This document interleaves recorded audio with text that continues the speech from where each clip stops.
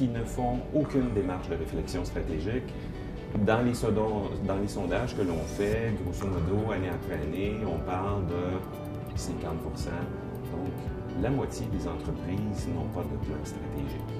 Moi, ça me laisse croire qu'on n'est pas obligé de faire une démarche très complexe. Il y a de la place pour réfléchir sur la stratégie dans une PME et gardons ça simple. Posons-nous la question, qu'est-ce qu'on fait mieux que nos concurrents? Est-ce qu'on a vraiment une valeur ajoutée? Souvent, on va dire notre service à la clientèle, notre produit est mieux, mais est-ce qu'on est vraiment différent, distinct de ce qui est sur le marché, de l'offre qu'on retrouve? Quelles sont les opportunités? Est-ce que le marché est vraiment porteur?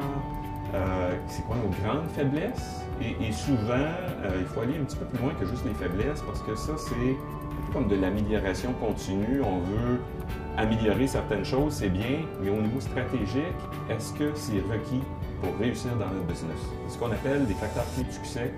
Donc, comment rencontrer les facteurs clés de succès, ce qui est important pour avoir du succès dans une industrie, dans un marché donné. Comment le faire de façon simple? Eh bien, dans un premier temps, je dirais, on n'est pas obligé de faire une grande démarche avec des grandes études de marché. Simplement un petit lac à l'épaule avec un conseil d'administration et une équipe de direction, c'est déjà bien. Consultons une partie prenante, nos employés, en particulier l'équipe de vente. Est-ce que nos représentants peuvent nous aider à identifier les tendances dans le marché? Comment on est perçu par rapport à la concurrence? C'est quoi nos forces ou nos faiblesses versus nos principaux concurrents? Au-delà des représentants, les gens dans les opérations vont souvent nous mettre en lumière des problèmes ou des préoccupations opérationnelles qui peuvent devenir importants.